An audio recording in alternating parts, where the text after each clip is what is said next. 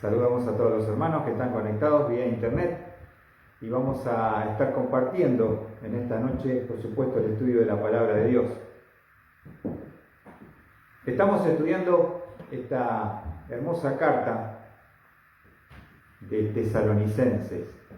Vamos a abrir nuestras Biblias en Primera Tesalonicenses y podemos decir que el fruto del resultado de la visión celestial y la obediencia que Pablo tuvo estando en Troas buscando la dirección de Dios para saber dónde debía ir, no fue permitido por el Espíritu de Dios, el Espíritu Santo, predicar en Asia. Van a ver un varón macedonio en la visión que dice: pasa y ayúdanos. Qué importante es estar conectados con la cabeza que es Cristo. Y qué importante es poder avanzar con seguridad cuando tenemos la voluntad de Dios claramente ante nuestros ojos.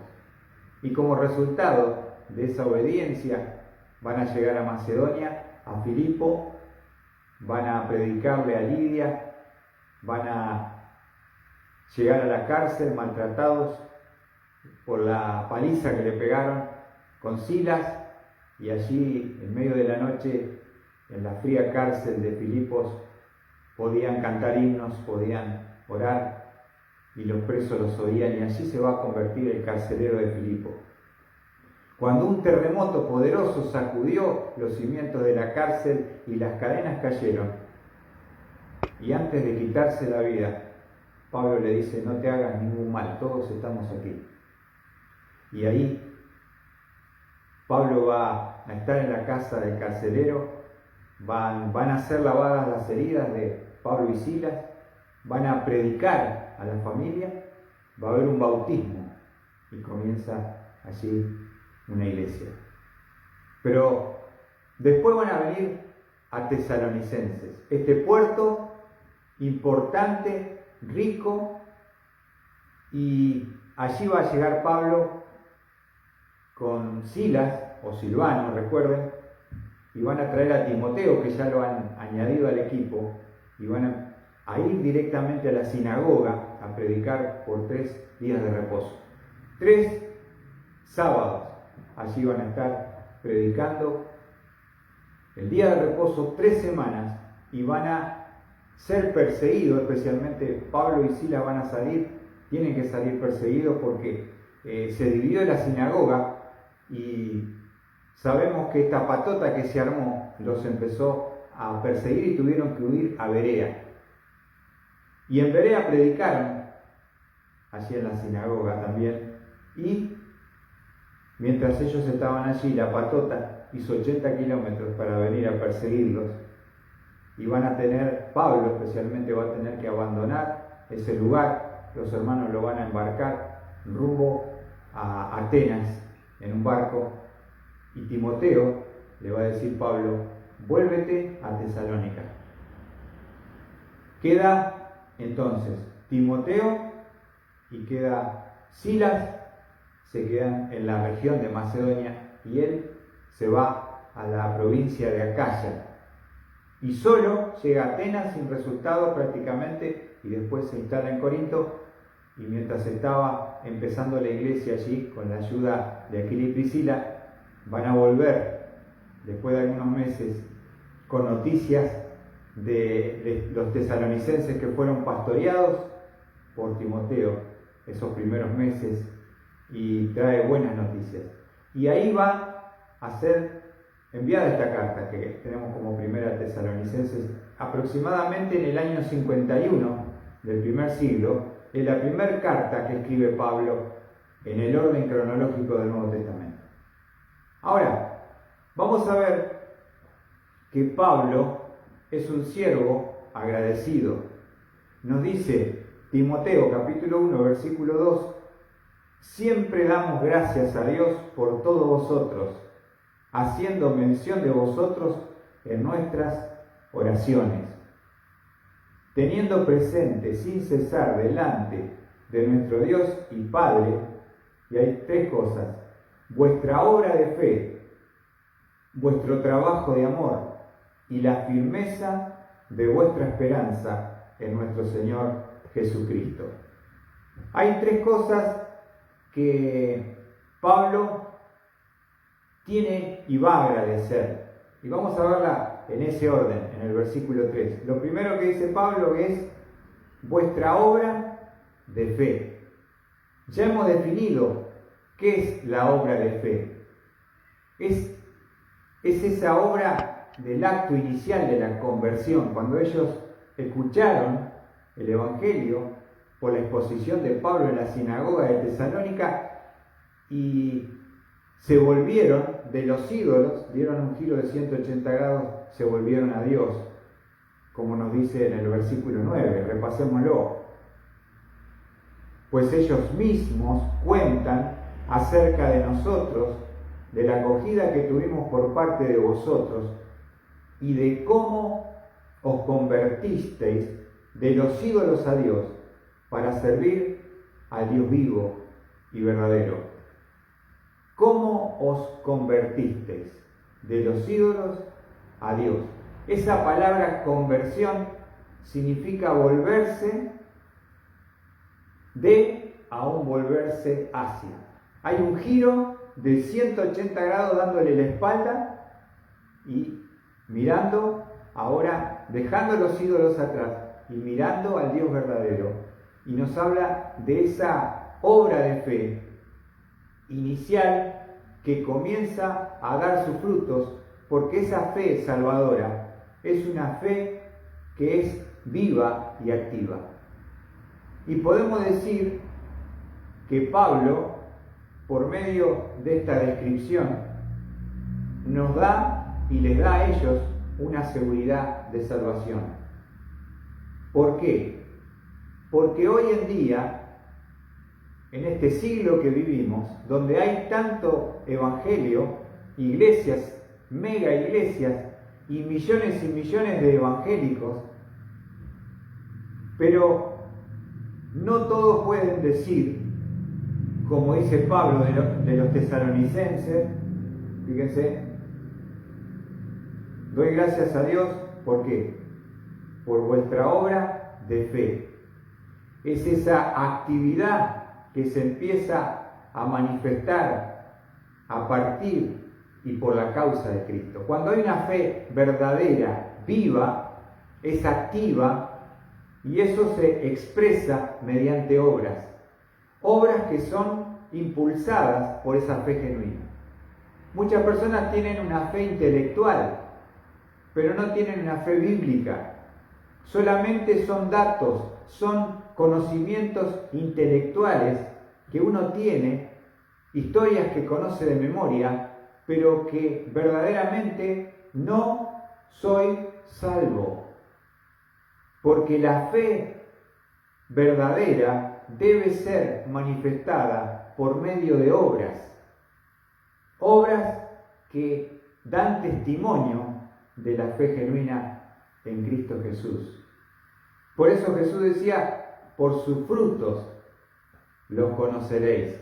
Hemos hablado en el libro de Santiago, él aborda todo el capítulo 2, hablando acerca de la fe sin obras es muerta. Y acá Pablo dice todo lo opuesto, la fe verdadera está manifestada mediante obras. Obras que evidencian su verdadera salvación. Entonces, podemos tener seguridad de salvación si a partir de esa fe que hemos colocado inicialmente en la persona de Cristo, hemos hecho una oración, hemos dicho que tenemos al Señor, podemos demostrarlo mediante las obras de la fe. ¿Se entiende? No puede ser que yo diga, sí, yo soy salvo porque hice una oración, pero no puedo demostrar esa fe por mis obras. ¿Será que es una fe viva y activa? ¿Será que es una fe bíblica y genuina? Cuando tú puedes como Pablo hace con los tesalonicenses, agradecer a Dios y Padre por la obra de fe, les está diciendo, pueden tener seguridad de salvación. Porque ustedes están dando evidencias, frutos de esa fe que comenzó cuando se convirtieron de los ídolos a Dios. Esa es la gratitud de Pablo hacia los tesalonicenses. Ya lo hemos explicado. Vamos a la segunda expresión que se encuentra en el versículo 3. Damos gracias a Dios por la obra de fe. En segundo lugar, vuestro trabajo de amor. Vuestro trabajo de amor. No es solamente una fe que se manifiesta por medio de obras, sino hay un trabajo de amor. Porque no solamente uno tiene esa fe salvadora en Cristo, sino tiene un amor al tener a Cristo. Un amor que te va a impulsar a trabajar, a hacer algo en respuesta a haber recibido todo de parte del Salvador. Son trabajos de amor. La palabra que figura ahí, trabajo, está hablando de un esfuerzo que produce dolor. Un trabajo arduo, habla de angustia, de algo penoso, de un sacrificio que te cuesta hacer por amor a Cristo que está en tu corazón y te impulsa a hacer ese trabajo de amor. Es algo que vos podés hacer por amor a Cristo. El primero es el resultado de la fe genuina, pero el segundo es un trabajo que uno hace motivado por ese amor a Cristo. Y cuando tú amas a alguien, vas a hacer algo por esa persona. Vas a querer darle lo mejor, porque también es un testimonio. Fíjense lo que dice 1 Tesalonicenses capítulo 2, versículo 9, el ejemplo de Pablo. Dice, porque recordáis, hermanos, nuestros trabajos y fatiga, como trabajando de día y de noche, para no ser carga a ninguno de vosotros, os proclamamos el Evangelio de Dios. Acá nos revela en este pasaje, en esta evidencia interna de la carta, que mientras Pablo permaneció 3 semanas en Tesalónica, él estuvo trabajando en un trabajo para poder sustentarse, sostenerse en cuanto a sus necesidades. Pablo no es que en ese momento tenía, como en algunas oportunidades le llegaban ofrendas, pero cuando llegaron a Tesalónica, que venían de Filipo, no tenían sustento. ¿Cómo hacían para suplir su necesidad? Era doble el trabajo, porque tenían que predicar, hacer la obra espiritual, pero también tenían que hacer un trabajo físico para sustentarse en cuanto a sus necesidades. Fíjense que lo dice para recordarlo, dice, porque recordáis, hermanos, nuestros trabajos, y acá se utiliza la misma palabra que les da a ellos, trabajo, fatiga, como trabajando, observen, de día y de noche. De día y de noche trabajaban. ¿Para qué? Para no ser carga a ninguno de vosotros. Os proclamamos el Evangelio de Dios. O sea que no tuvieron ninguna ofrenda. Ellos querían autosustentarse y para ello debían trabajar secularmente. 3 semanas, mientras estuvieron en Tesalónica, Pablo predicaba en las sinagogas, hacía la obra espiritual, pero también trabajaba para sustentarse en cuanto a sus necesidades, la de él y la de Silas. También se menciona esa palabra en 1 Tesalonicenses 3:5. Vamos a abrir nuestras Biblias allí. 1 Tesalonicenses 3:5 dice la palabra de Dios. Por eso también yo, cuando ya no pude soportarlo más, envié para informarme de vuestra fe, por temor a que el tentador os hubiera tentado y que nuestro trabajo, esa palabra que utiliza con los tesalonicenses, resultara en vano. Está hablando específicamente del trabajo espiritual. Pablo trabajaba secularmente, pero el trabajo que se menciona que realizaban los tesalonicenses está hablando del trabajo espiritual. Un trabajo que está motivado por el amor que han recibido de parte de Cristo Jesús. ¿Se entiende? El trabajo de amor.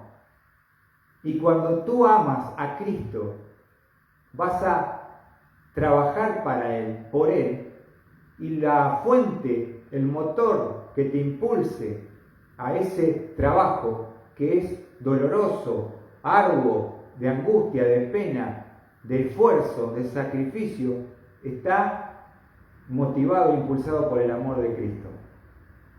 Si tú amas, vas a sacrificarte. Si tú amas, vas a sufrir pena.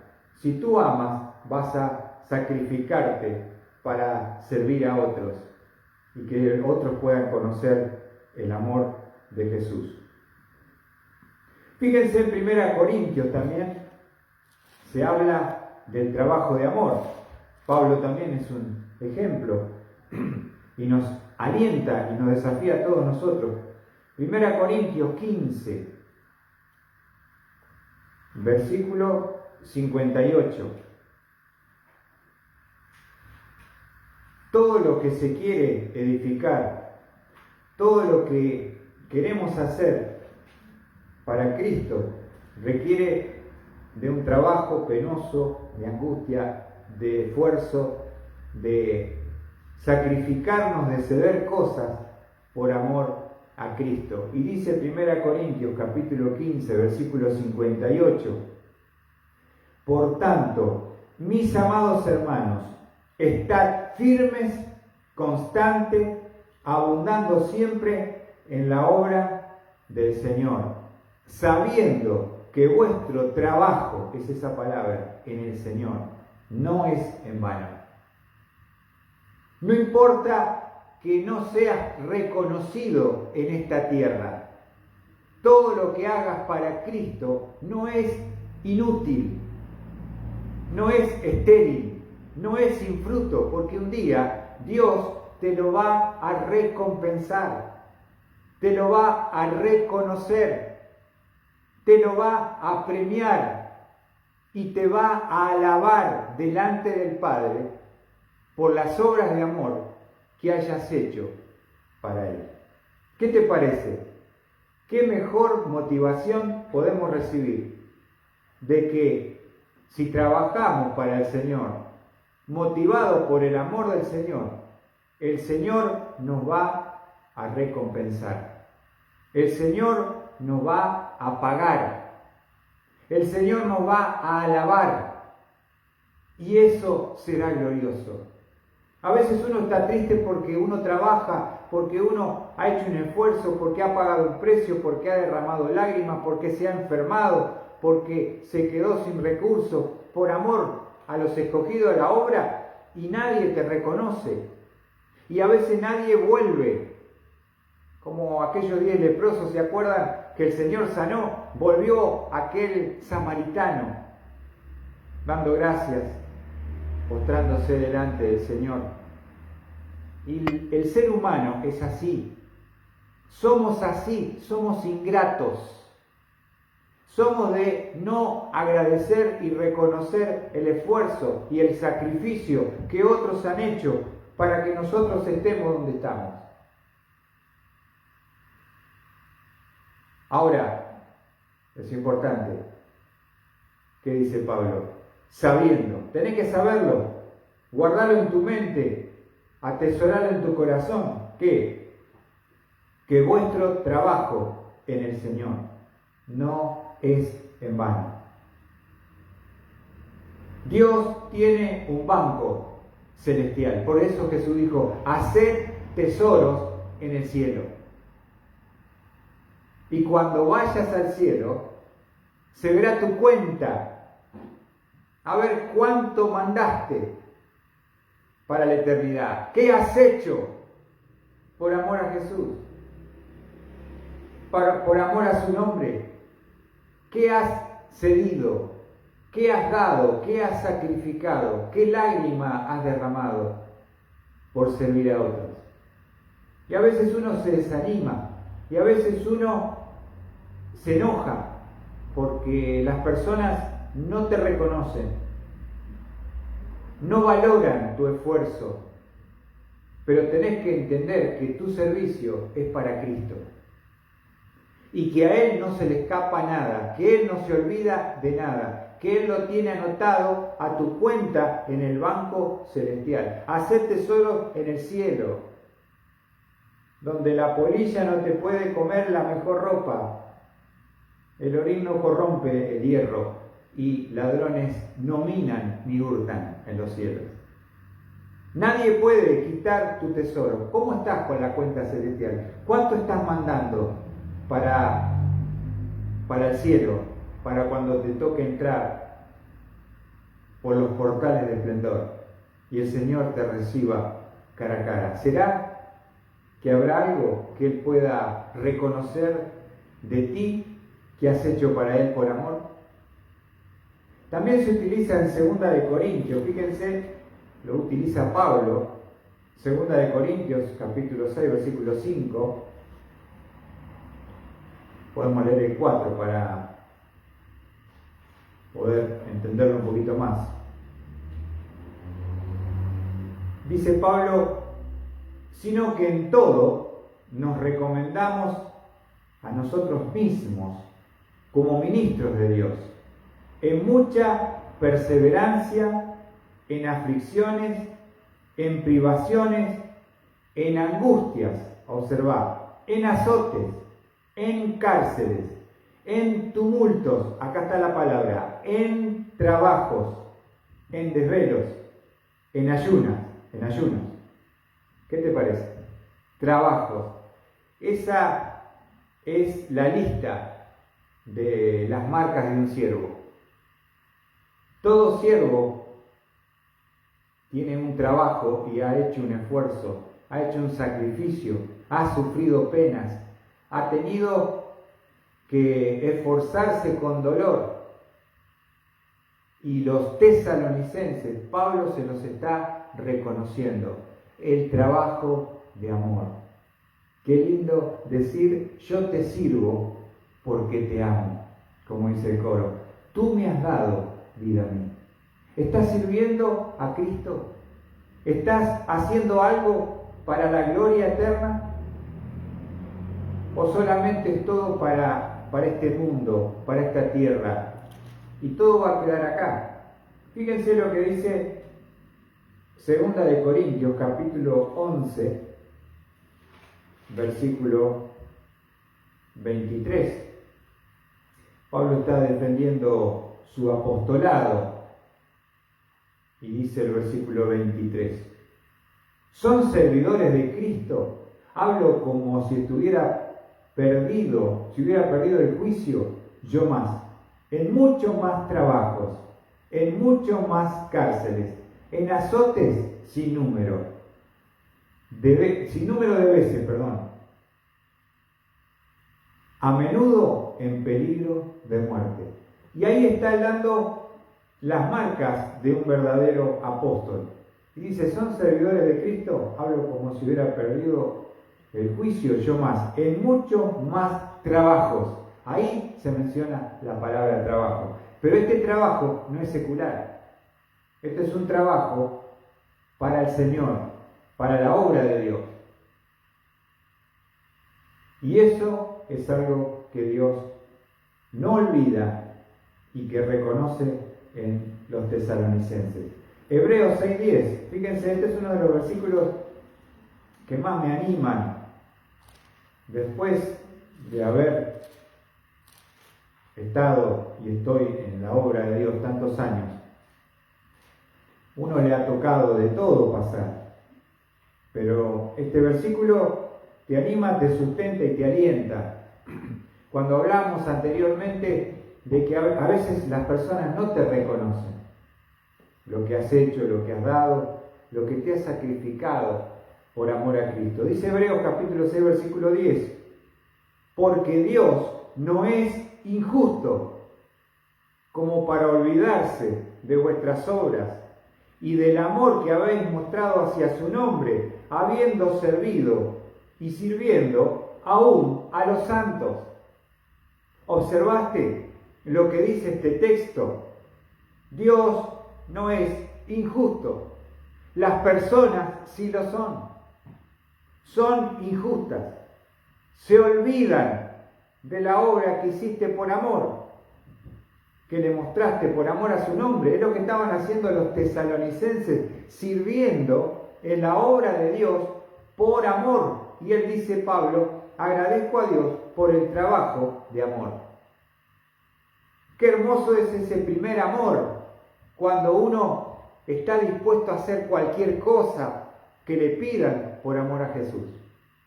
Que nada es demasiado sacrificado para no hacerlo. Que dejas tus cosas de lado y vas a comprometerte para ayudar, para llevar la palabra, para cocinar o servir de alguna forma para la obra de Dios. Entonces, una de las cosas que muchas veces nos desaniman como trabajadores, como obreros, es la falta de reconocimiento. Es la falta de alguien que te venga y te diga gracias. Gracias porque dejaste todo para venir acá. Gracias porque renunciaste a tus planes para comprometerte en los planes de Dios. Gracias por el esfuerzo y el sacrificio. Por eso este pasaje, como el de Primera Corintios 15:58, es paralelo a este. Y lo vuelvo a leer, porque Dios no es injusto. Como para olvidarse de vuestra obra de amor que habéis mostrado hacia su nombre, habiendo servido y sirviendo aún a los santos. ¿Ven? Que el amor a Dios se expresa por el amor a los santos. El amor a Dios se expresa por amor a su pueblo, a tu hermano que tiene a Cristo. Todo lo que haces por tu hermano, lo haces para Cristo y por amor a Cristo. ¿Se entiende? Entonces no esperes que Él te recompense. No esperes que Él te reconozca. No esperes que Él retorne y te agradezca. Ama, sirve por amor. Porque Dios no se olvida de nada. Porque Él es justo. Y Él anota todo. Y Él tiene todo registrado en el cielo. Cada actividad, cada obra que has hecho por amor de su nombre. Y te lo va a agradecer. Te lo va a reconocer, te lo va a recompensar. Y eso es lo que nos alienta. No pongamos los ojos en los hombres, pongamos la mirada en nuestro Señor. Y qué lindo es que estos tesalonicenses, que eran bebés espirituales, que tenían poquito tiempo de haberse convertido, ellos ya estaban trabajando por amor, trabajo de amor, y Pablo se los reconoce. Volviendo a 1 Tesalonicenses 1:3, vamos a ver, también hay otra cosa más que reconoce Pablo. Volvemos a leerlo. Teniendo presente sin cesar delante de nuestro Dios y Padre vuestra obra de fe, ya lo dijimos, vuestro trabajo de amor. Y la tercera cosa, y la firmeza de vuestra esperanza en nuestro Señor Jesucristo. La firmeza de vuestra esperanza. La obra de fe tiene que ver con el pasado de esa fe inicial verdadera. El trabajo de amor tiene que ver con el presente de ellos, que estaban practicando. Pero la esperanza, ¿con qué tiene que ver? Esperanza significa esperar con confianza. ¿Tiene que ver con el futuro?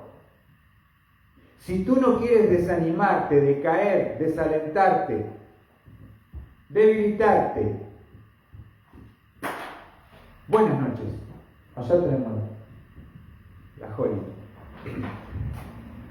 ¿Me pasás, Sam? Muy bien. Primera Tesalonicenses, Raquel.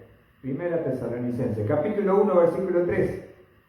Estamos hablando de Pablo, un siervo agradecido.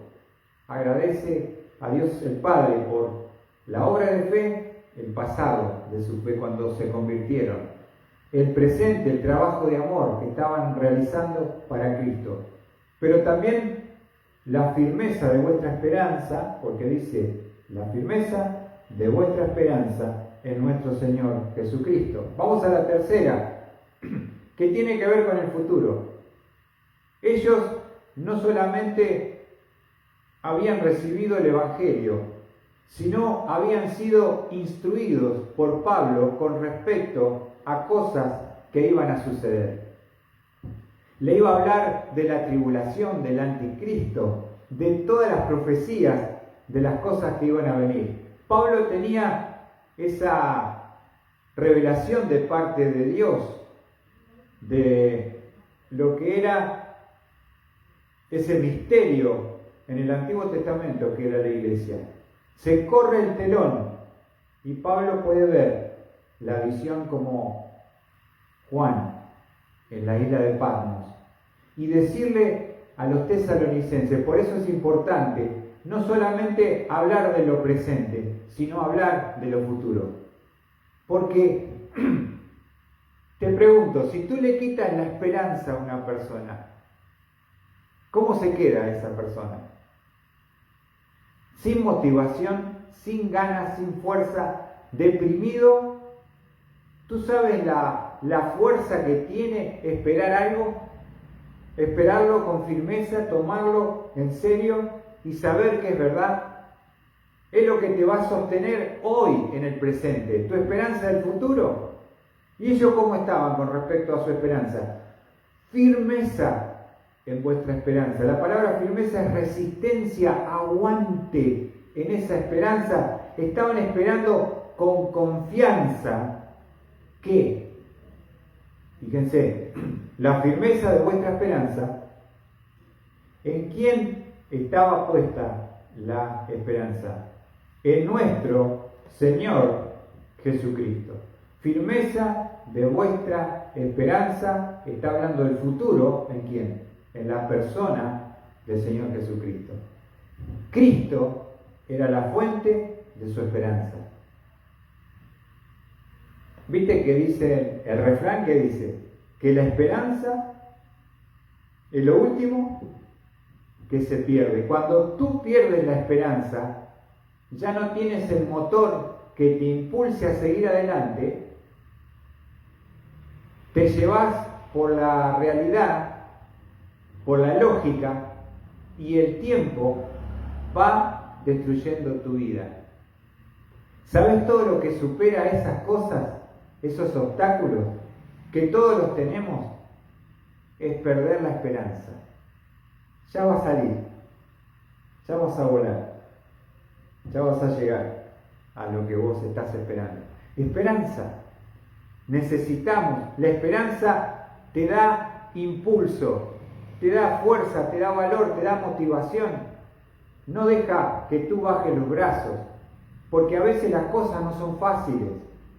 Hay luchas, hay guerras, hay enfermedades, hay oposición. ¿Cuántas cosas enfrentamos en esta carrera cristiana? Ahora, ¿qué te sostiene? ¿No es esa esperanza? Esperanza es esperar con confianza. Saber de que se va a dar, que esto va a pasar, que esto es transitorio, que es pasajero. Te hago un ejemplo. Uno de los versículos que también me anima mucho se encuentra en Romanos capítulo 8. Fíjate un ejemplo que pongo con Pablo. Cuando estamos sufriendo, ¿no? Tal vez alguno que está escuchando dice, ¿sabes que la estoy pasando mal?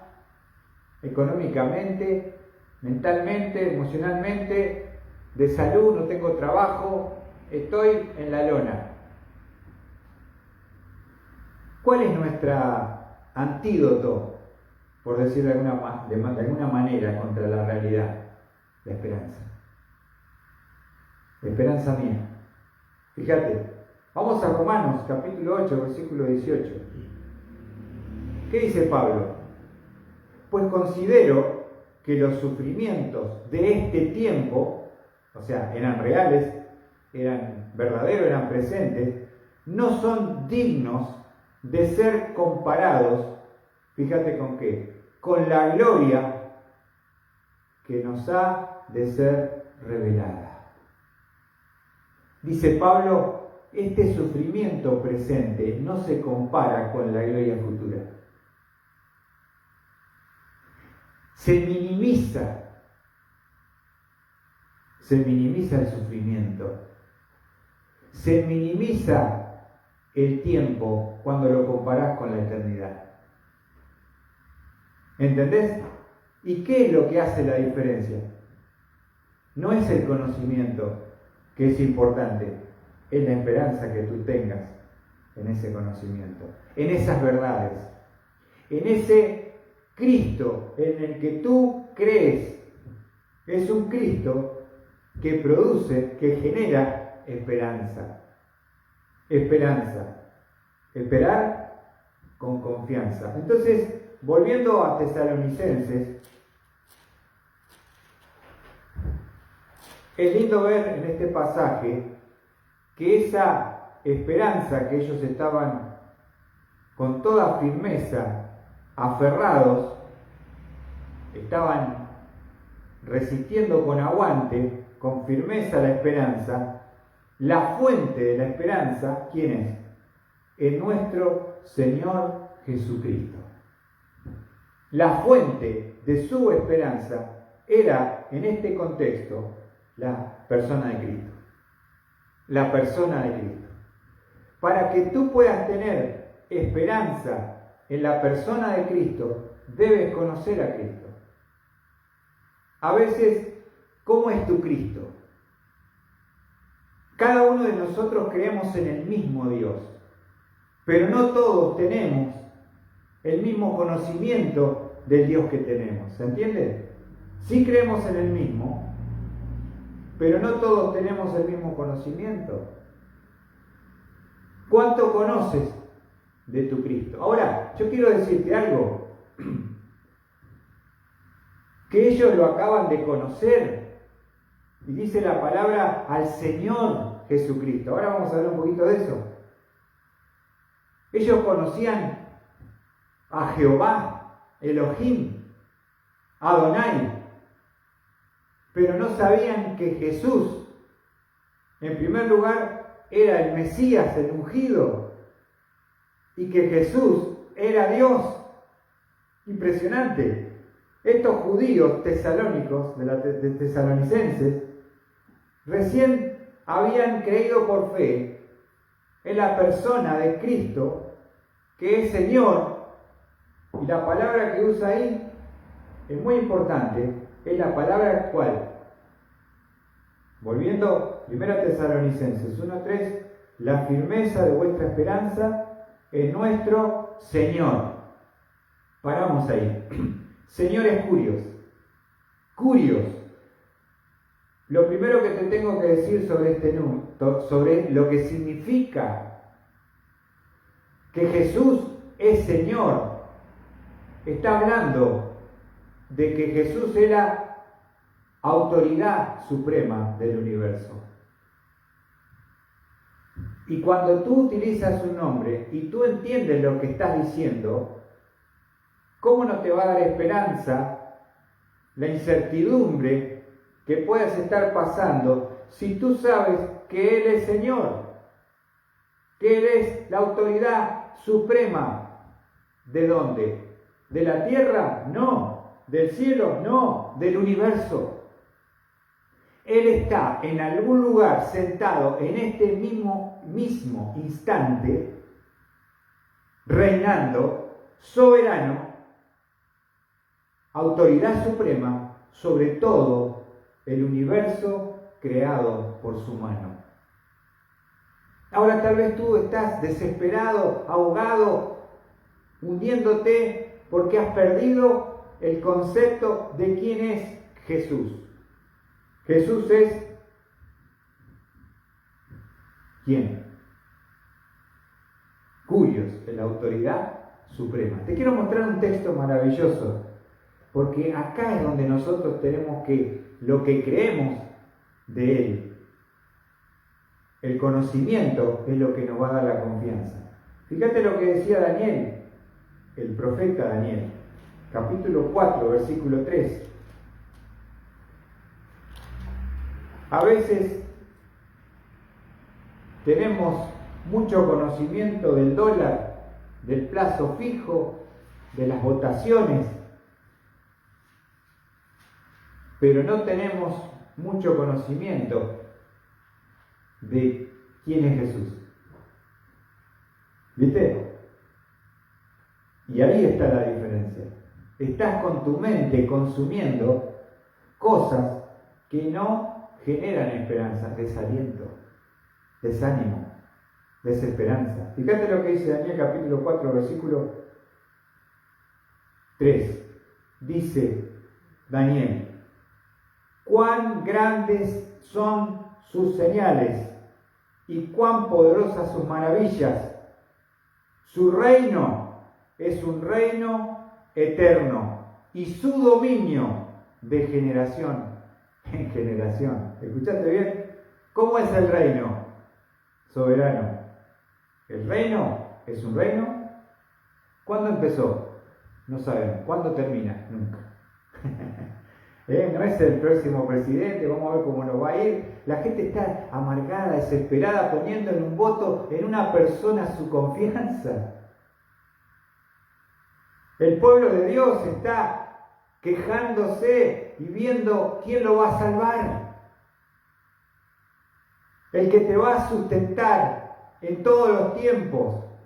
No importa las circunstancias y las autoridades y el gobierno que nos toque, es el Señor Curios, que está sentado en su trono, en control, sustentando, sosteniendo, dominando soberanamente sobre el universo. Deja de ponerte triste y mal, teniendo sustento y abrigo. Dice Pablo, estemos contentos con esto. Nosotros nos quejamos de lleno y estamos buscando un Salvador humano. El Salvador ya vino hace 2000 años, se llama Jesús.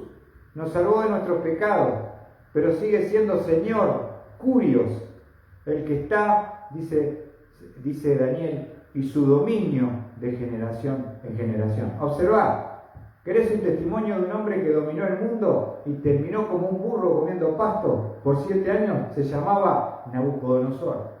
Danos una palabra, Nabucodonosor, de quién es Dios ahora. Cuando empezó a mirar la gran Babilonia que yo edifiqué, dice que empezó a agrandarse la fiera, le vino un juicio de Dios, perdió la razón, se volvió loco como un animal. 7 años pasó durmiendo bajo el rocío, tirado en el pasto. Y después que recobró su mente, que terminó la disciplina y el juicio de Dios, dice capítulo 4, verso 34. Mirá, este es el testimonio del rey del mundo, llamado Nabucodonosor. Escucha bien. Pero al fin de los días, yo, Nabucodonosor, alcé mis ojos al cielo y recobré mi razón, y bendije al Altísimo, y alabé y glorifiqué al que vive para siempre, porque su dominio es un dominio eterno, y su reino permanece de generación en generación. Escuchá, todos los habitantes de la tierra son considerados como nada, mas él actúa conforme a su voluntad en el ejército del cielo y entre los habitantes de la tierra.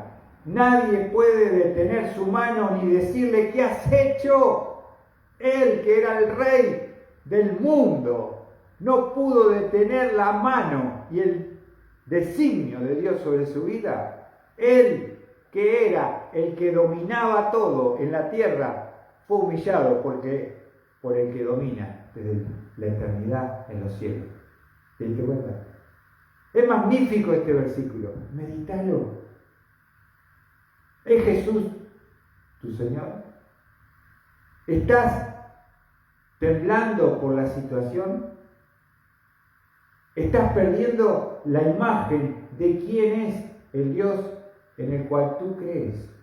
Y otra de las acepciones de Curio, no solamente que es la autoridad suprema, sino Él es el dueño, escuchá, Él es el amo, Él es el propietario de tu vida.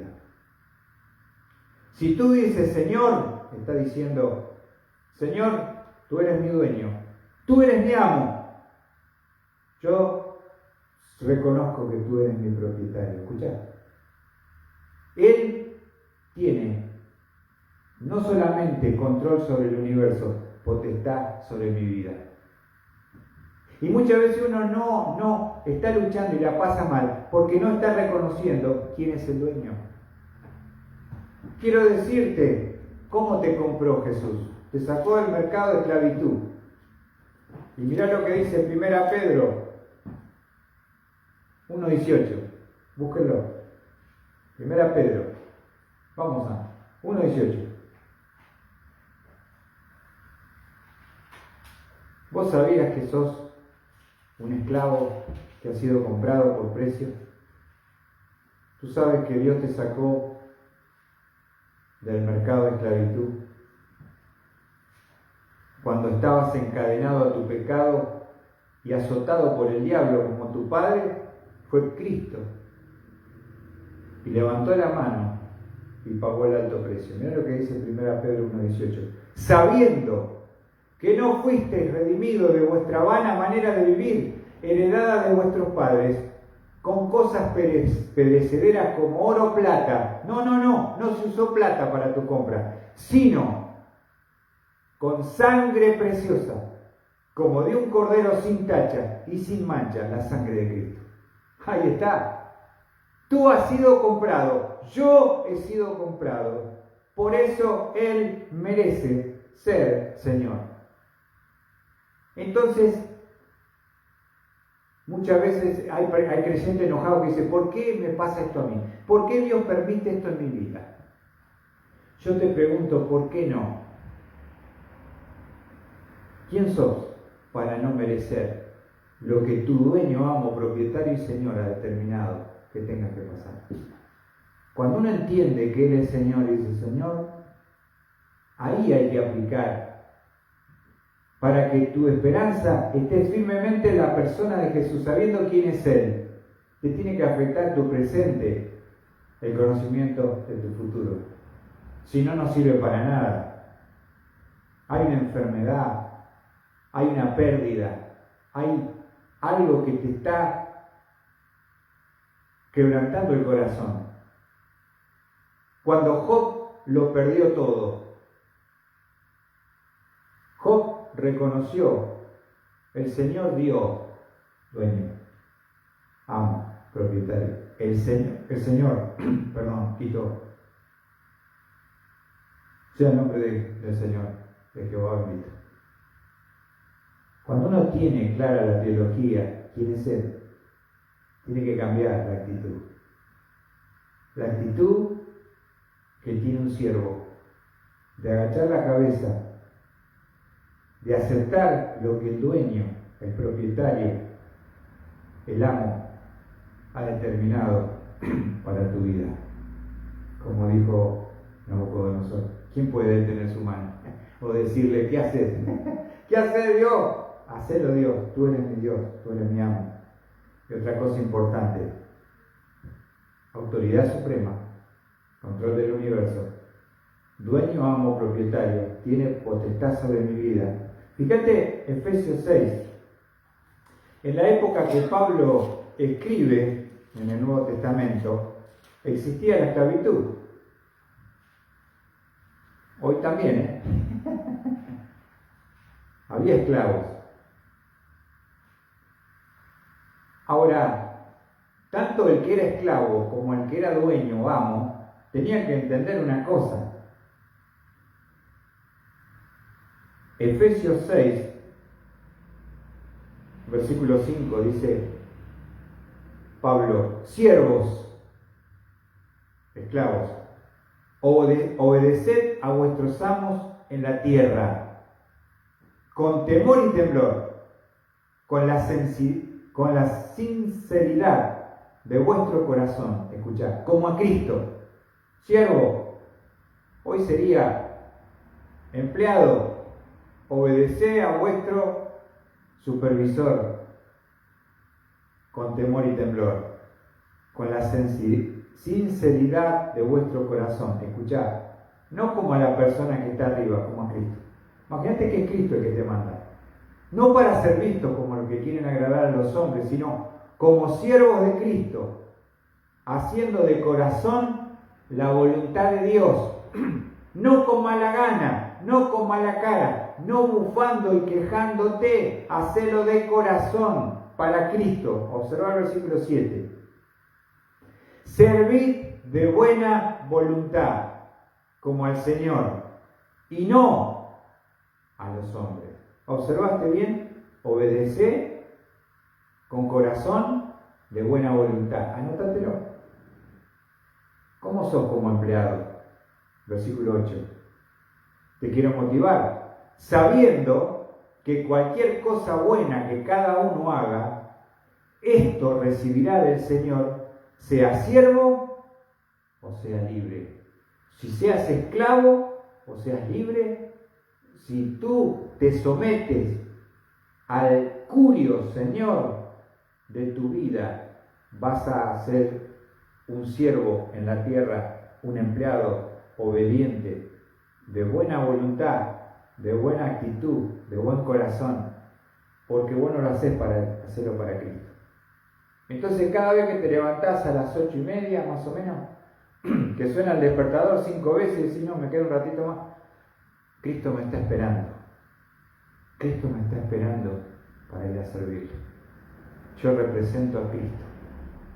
¿Sabes cómo va a cambiar las ganas que te van a brotar?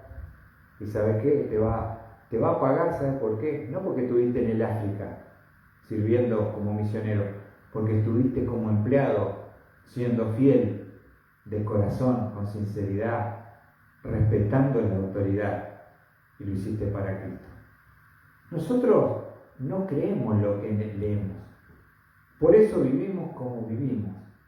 Y este es el desafío en esta noche, poder tener la firmeza de nuestra esperanza en ¿quién? En Curios, Señor, soberano del universo. Él está en control, quédate tranquilo.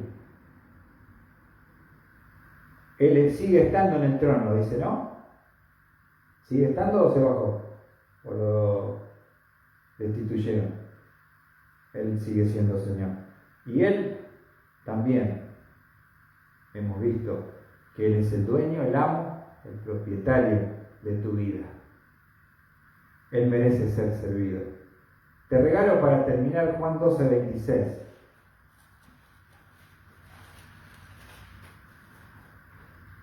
Juan 12:26. ¿Qué dijo Jesús? Dice, si alguno me sirve, que me siga.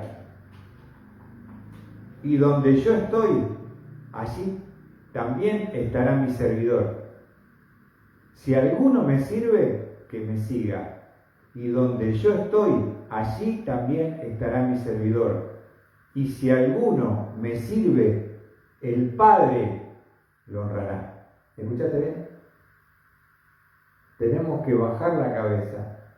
Tenemos que someternos a Cristo como Señor.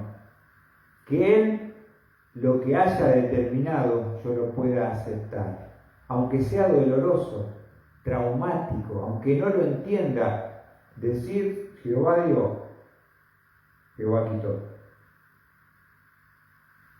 Sea el nombre de Jehová bendito. Job tenía muy claro quién era él y quién soy yo. Él es Señor. Yo soy un simple siervo que he sido comprado con la sangre preciosa de Cristo Jesús, para hacer mi vida y mi voluntad, no la de Él. Y si la hago, mi Padre te honrará. ¿Te imaginas al Padre alabándote en el tribunal de Cristo? Este es mi Hijo amado, en quien se complace mi alma. Ese es el desafío que tenemos con el ejemplo de una iglesia naciente, nueva, bebés, que ya han demostrado la obra de fe, esa fe de conversión inicial, verdadera, que estaba dando obras, produciendo obras de fe, seguridad y salvación. El trabajo de amor nos habla del sacrificio, del servicio por amor a Cristo y la firmeza de vuestra esperanza, que Cristo era la fuente de su esperanza. ¿Quién es? Acordate, Señor, curioso. No hace mucho que lo aprendieron con Pablo, que este Jesús, a quien el pueblo crucificó y los líderes rechazaron, Él es el que está sentado en el trono de gloria. ¿Qué te parece? En control de todo. Que te anime, que te ayude a aceptar como siervo humilde la voluntad de tu Señor, de bajar la cabeza, de no perder la esperanza, de saber que todo es pasajero y que Él pronto nos viene a buscar. Espero que esta palabra haya sido de ánimo, de bendición para sus vidas.